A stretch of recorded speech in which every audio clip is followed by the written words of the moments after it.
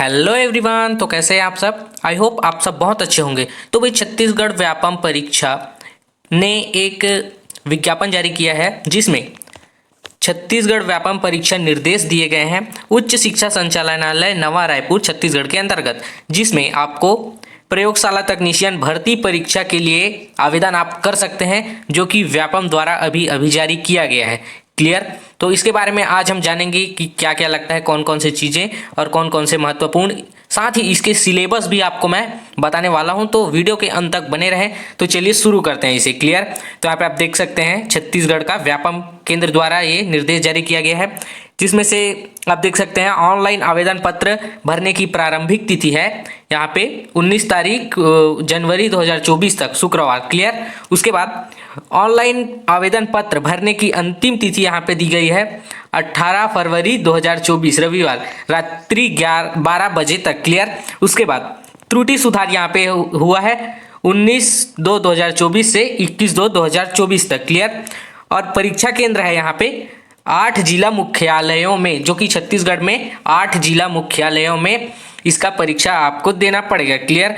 अगर आप तो इसके लिए आपको ग्रेजुएट होना, कॉलेज पास होना बहुत जरूरी है इसके आवेदन करने के लिए। क्लियर? तो यहाँ पे महत्वपूर्ण टिप हम पढ़ेंगे। तो यहाँ पे आप देख सकते हैं ऑनलाइन आवेदन के साथ साथ अभ्यर्थी के जाति, जन्म तिथि, स्थानीय निवासी आदि संबंधी प्रमाण पत्र नहीं लिए जा रहे हैं। अभ्यर्थी के सभी प्रमाण पत्र का परीक्षण नियुक्तिकर्ता, उसके बाद प्राधिकारी द्वारा नियुक्त के पूर्वक की जाएगी। अभ्यर्थी द्वारा दी गई गलत जानकारी के लिए व्यापम जवाबदार नहीं होगा। इसका संपूर्ण उत्तरदायित्व उसका स्वयं का होगा। तो आप गलत जानकारी अगर इसमें देते हैं तो वो आपके कारण होगा, उसमें इनकी व्यापम वाले की कोई मतलब जिम्मेदारी नहीं होगी। क्लियर? उसके बाद यहाँ पे है आवेदन पत्र भरने से पहले विभाग द्वारा जारी विज्ञापन को भली भांति पढ़ लेना है। क्लियर? आवश्यक दिशा निर्देशों को अत्यंत सावधानी से पढ़े तथा सैंपल फॉर्म नमूना आवेदन पत्र का अवलोकन करें। क्लियर? उसमें कोई गलती तो नहीं है, आपको देखना है। भरे हुए ऑनलाइन आवेदन का प्रिंट आउट अवश्य लेकर रखें। तो आपको जो फॉर्म भरे हैं, अगर आप भरना चाहेंगे तो भर सकते हैं, भरे हैं तो उसका प्रिंट आउट एक निकलवा के आपको रखना है। क्लियर? फिर यहाँ पे देखते हैं हम लोग पात्रता। तो पात्रता है आवेदन हेतु पात्रता के संबंध में विभागीय नियम देखें। केवल वे अभ्यर्थी पात्र होंगे जो विभागीय नियमों को दी गई शर्तों को पूरी करते हो। तो यहाँ पे आपको विभागीय नियमों को हमको देखना होगा। मात्र आवेदन पत्र भरना अथवा परीक्षा में सम्मिलित होना अभ्यर्थी को पात्र नहीं बनाता है। क्लियर? आपका आवेदन पत्र भरना और आवेदन मतलब परीक्षा में शामिल होना भी आपके पात्र नहीं बनाता है। इसके लिए आपको परीक्षा में अच्छे नंबर लाने होंगे और इसके लिए आपको वो लोग चुनेंगे। क्लियर? उसके बाद ऑनलाइन आवेदन करने की विधि क्या है आप देखते हैं। ऑनलाइन आवेदन करने की विधि की जानकारी व्यापम की वेबसाइट के लिंक पर उपलब्ध फाइल से प्राप्त की जा सकती है। क्लियर? तो यहाँ पे ऑफिशियल वेबसाइट में जाकर आप प्राप्त कर सकते हैं। तीसरा है ऑनलाइन आवेदन में त्रुटि सुधार करने की विधि। तो त्रुटि सुधार इसमें कैसे हो सकता है हम लोग देखते हैं।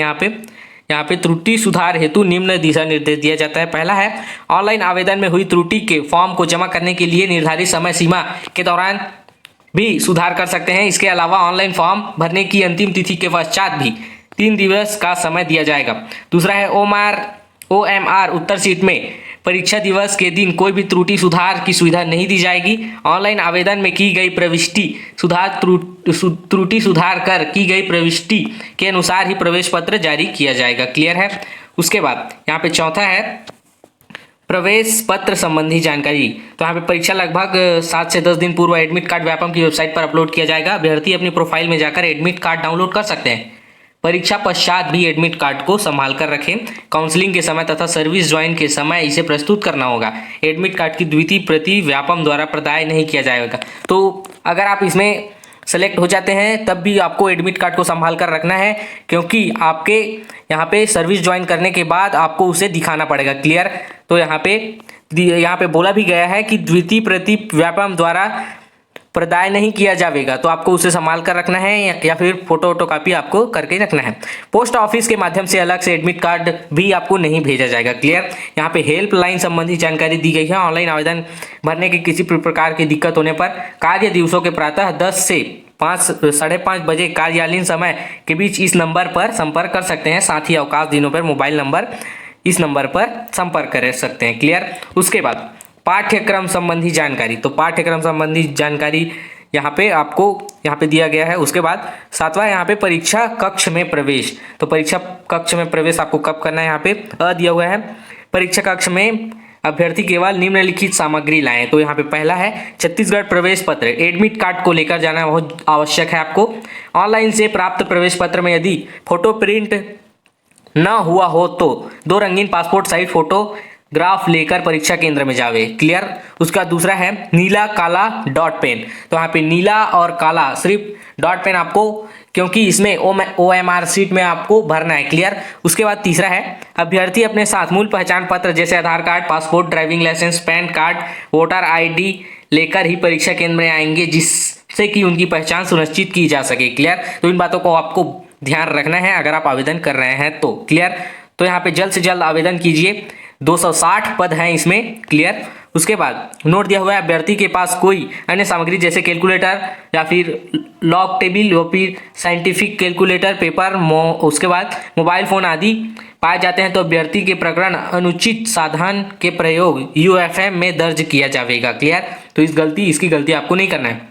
परीक्षा प्रारंभ होने के 15 मिनट बाद परीक्षा में सम्मिलित होने की अनुमति नहीं दी जाएगी। क्लियर। उसके बाद परीक्षा प्रारंभ होने के 15 मिनट बाद परीक्षा में सम्मिलित होने की मतलब अनुमति नहीं दी जाएगी, इसलिए आपको 15 मिनट पहले ही पहुंच जाना है वहाँ पे। क्लियर। 15 मिनट बाद आपको परीक्षा में बैठने नहीं दिया जाएगा। क्लियर। उसके बाद है 8वां परीक्षा पद्धति एवं मूल्यांकन पद्धति। तो मूल्यांकन पद्धति इसमें आप देख सकते हैं परीक्षा पत्र के मुख्य पृष्ठ पर 3 समान बार कोड संलग्न है। परीक्षा एक बार कोड को OMR सीट पर, दूसरे बार कोड को प्रश्न पत्र के मुख्य पृष्ठ व तीसरे बार कोड को उपस्थिति पत्रक पर सावधानी पूर्वक इंगित स्थान पर अवश्य चिपकाएं। क्लियर। तो इस बातों का आपको ध्यान रखना है। यहाँ पे आप देख सकते हैं, इसे पढ़ सकते हैं। क्लियर। उसके बाद यहाँ पे माइनस ऋणात्मक अंक का प्रावधान होने से गलत उत्तर पर नियत अंक, यहाँ पे आप देख सकते हैं प्रश्न पत्र में 100 वस्तुनिष्ठ प्रश्न होंगे। क्लियर। 100 वस्तुनिष्ठ प्रश्न, प्रत्येक प्रश्न में 1 अंक होगा, 1 अंक का प्रश्न होगा। अभ्यर्थी को इन प्रश्नों को हल करने हेतु 2 घंटे का समय दिया जाएगा। तो यहाँ पे 100 प्रश्न 2 घंटे में आपको करना है, मतलब 1 घंटे में 50 प्रश्न। क्लियर। दिए गए प्रश्नों के 4 विकल्प में से एक विकल्प सही होगा। सही विकल्प पर उत्तर सीट OMR में नीले काले डॉट पेन से गोला को पूर्णतः भरना होगा। गलत उत्तर अथवा एक से अधिक उत्तर अंकित करने पर माइनस ऋणात्मक अंक का प्रावधान होने से एक गलत उत्तर पर नियत अंक के 1/4 अंकों काटे जाएंगे। क्लियर। उसके बाद परीक्षार्थी द्वारा जिन प्रश्नों के उत्तर अंकित नहीं किए जाएंगे उनके लिए 0 अंक प्रदान किया जाएगा। तो यहाँ पे आपके माइनस का भी यहाँ पे प्रावधान है। यहाँ पे आप देख सकते हैं माइनस ऋणात्मक यहाँ पे उत्तर आपके मिलेंगे। क्लियर। उसके बाद है यहाँ पे आप पढ़ सकते हैं 9वां है यहाँ पे दावा आपत्ति का निराकरण। तो यहाँ पे आप देख सकते हैं दावा या फिर आपत्ति का निराकरण आपको किया जाएगा। यहाँ पे आप पढ़ सकते हैं, इसे आप अच्छे से पढ़ लेंगे। क्लियर। उसके बाद यहाँ पे नीचे भी दिया हुआ है उसी का आधा, तो इसको वीडियो को पोस्ट करके आप यहाँ इसको पढ़ सकते हैं। क्लियर। उसके बाद है 10वां है त्रुटिपूर्ण प्रश्न, उसका निरस्त्रीकरण के बदले में दिया गया अंक। क्लियर। उसके बाद परीक्षा उपरांत छत्तीसगढ़ व्यावसायिक परीक्षा मंडल विषय विशेषज्ञों के प्रत्येक प्रश्न के परीक्षण पश्चात मॉडल उत्तर व दावा आपत्ति के निराकरण पश्चात अंतिम उत्तर तैयार कराया जाता है। विशेष विशेषज्ञों द्वारा प्रश्न को त्रुटिपूर्ण पाए जाने पर निरस्त कर दिया जाता है। क्लियर। उसके बाद निम्नलिखित कारणों से प्रश्न निरस्त किए जा सकते हैं, जिसमें से पहला है प्रश्न की संरचना गलत हो, दूसरा है उत्तर के रूप में दिए गए विकल्पों में से एक से अधिक विकल्प सही हो, उसका बाद तीसरा है कोई भी विकल्प सही ना हो, और चौथा है किसी प्रश्न की हिंदी और अंग्रेजी रूपांतरण में अंतर हो जिस कारण दोनों के भिन्न भिन्न अर्थ निकलते हों और एक भी सही उत्तर स्पष्ट न होता हो। क्लियर। उसके बाद मुद्रण त्रुटि हुई हो जिससे सही उत्तर प्राप्त न हो। क्लियर। तो मुद्रण त्रुटि, छपाई में त्रुटि। क्लियर। उसके बाद यहाँ पे आप देख सकते हैं विषय विशेषज्ञ समिति द्वारा अनुशंसा अनुसार जैसे निरस्त किए गए प्रश्नों के लिए सभी परीक्षार्थियों को परीक्षा में उनके लिए अर्जित अंकों का अनुपात छत्तीसगढ़ में व्यावसायिक परीक्षा मंडल अंक प्रदान करता है, भले ही उसने निरस्त किए गए प्रश्नों को हल किया हो या नहीं। क्लियर। तो यहाँ पे आप इसको भी अच्छे से पढ़ लेंगे। क्लियर।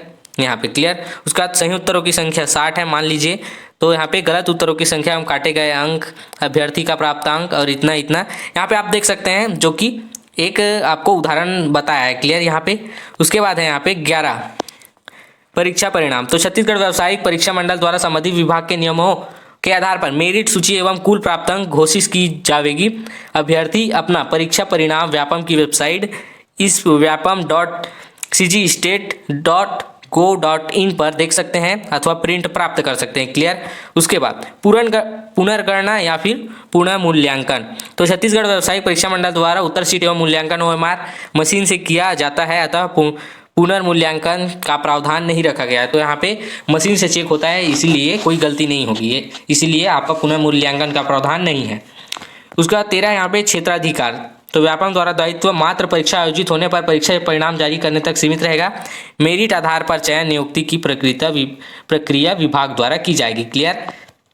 तो यहाँ पे आप देख सकते हैं व्यापम द्वारा जारी परीक्षा जिला कोड तथा समन्वय केंद्रों के नाम यहाँ पे दिए हुए हैं। आप देख सकते हैं आप किस जिले में आते हैं और आपके कौन से जिले में आपको यह परीक्षा दिलानी होगी। आप देख सकते हैं जैसे कि यहाँ पे सरगुजा है और अंबिकापुर। क्लियर। उसके बाद बिलासपुर, दुर्ग, जगदलपुर, कांकेर, कोरबा या फिर रायगढ़ और रायपुर। यहाँ पे 8 जिलों में हो रहा है। तो यहाँ पे जैसे कि दुर्ग में दिला सकते हैं, बिलासपुर, उसके आसपास के जिलों के भी उसमें जा सकते हैं। क्लियर। उसके बाद यहाँ पे आप देख सकते हैं जिला कोड भी दिया हुआ है यहाँ पे 11, 13, 16 या 17, 20, 22, 24, 25। क्लियर। उसके बाद यहाँ पे महाविद्यालय का नाम भी दिया हुआ है जहाँ होंगे। तो यहाँ पे आप देख सकते हैं, यहाँ पे आप महाविद्यालय का नाम यहाँ पे आप देख सकते हैं। क्लियर। और दूरभाष नंबर मतलब संपर्क, आपको कोई त्रुटि हो तो इससे संपर्क कर सकते हैं इस नंबर पे। क्लियर। तो यहाँ पे आप देख सकते हैं दुर्ग का है, यहाँ पे विश्वनाथ तामस्कर शासकीय कला एवं विज्ञान महाविद्यालय दुर्ग में है। क्लियर। तो ये रहा आपका छत्तीसगढ़ का प्रयोगशाला तकनीशियन भर्ती परीक्षा के लिए आवेदन कैसे करना है, कौन कौन सी जानकारी है। और इसके बाद हम जाने वाले हैं सिलेबस की ओर। तो सिलेबस की ओर चलिए चलते हैं। तो यहाँ पे आप देख सकते हैं हम आ चुके हैं सिलेबस वाले में। उसके बाद यहाँ पे आप देख सकते हैं प्रयोगशाला तकनीशियन का पाठ्यक्रम हम देखने वाले हैं, कौन कौन से विषय से कहाँ से कौन मतलब कितने प्रश्न आ सकते हैं। क्लियर। तो यहाँ पे है पहला, यहाँ पे भाग पहला है सामान्य विज्ञान। तो सामान्य विज्ञान में कौन से विज्ञान आ सकते हैं? जीव विज्ञान, भौतिक, रसायन, भूगोल, गृह विज्ञान, पर्यावरण। प्रत्येक विषय से प्रश्नों की संख्या समान होगी तथा प्रश्न छत्तीसगढ़ माध्यमिक शिक्षा मंडल की 11वीं एवं 12वीं के पाठ्यक्रम या फिर सामान्य एवं प्रायोगिक स्तर का होगा। क्लियर। तो यहाँ पे आपको 11वीं 12वीं की आप तैयारी कर सकते हैं, पढ़ सकते हैं बुक को। क्लियर। उसके बाद भाग दूसरा है यहाँ पे सामान्य अध्ययन का। क्लियर।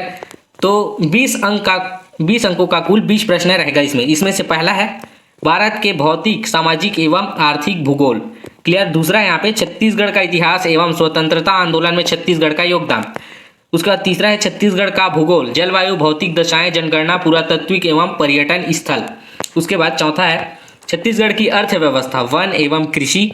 उसके बाद पांचवा है छत्तीसगढ़ की प्रशासनिक ढांचा, स्थानीय शासन एवं पंचायती राज। उसके बाद छठवा है छत्तीसगढ़ में उद्योग, ऊर्जा, जल एवं खनिज संसाधन।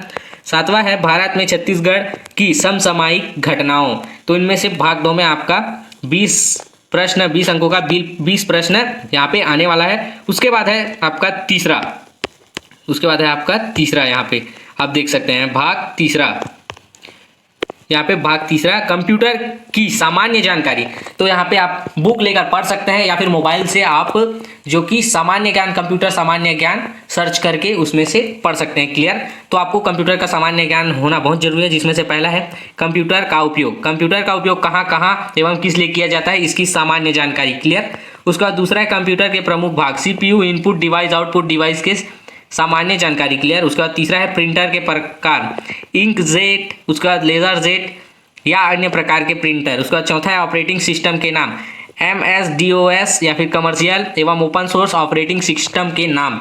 उसका पांचवा है कार्यालय के उपयोग के लायक सामान्य माइक्रोसॉफ्ट ऑफिस के अंतर्गत वर्ड, एक्सेल एवं पावर पॉइंट की जानकारी आपको होनी चाहिए। छठवा है यहाँ पे इंटरनेट के उपयोग, ईमेल, डॉक्यूमेंट सर्चिंग, उसके बाद वेबसाइट सर्फिंग, विभिन्न सरकारी विभागों की वेबसाइट, सामान्य जानकारी। उसका सातवां है एंटीवायरस के उपयोग या फिर कंप्यूटर वायरस से होने वाले नुकसान एवं कंप्यूटर वायरस की सामान्य जानकारी आपको होनी चाहिए।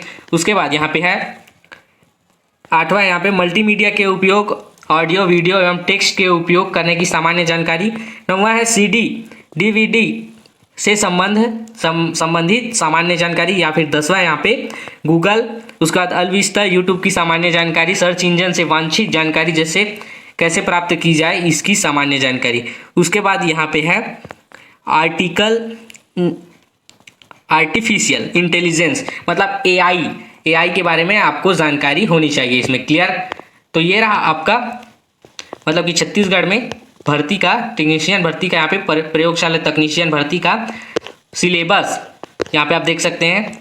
तो यहाँ तीसरा में भी यहाँ पे आपको 20 अंकों का कुल 20 प्रश्न यहाँ पे देखने को मिलेगा। तो आपको वीडियो कैसा लगा कमेंट करके जरूर बताएं। अपने दोस्तों को भी शेयर करें, अपने आसपास के बच्चों जो कॉलेज किए हुए उनको भी शेयर करें, क्योंकि इनके बारे में उनको भी जानकारी हो सके।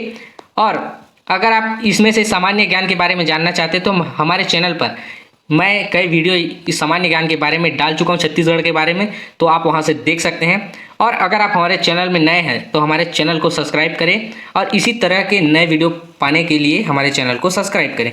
तो मिलते हैं ऐसे एक और वीडियो के साथ में, तब तक के लिए धन्यवाद।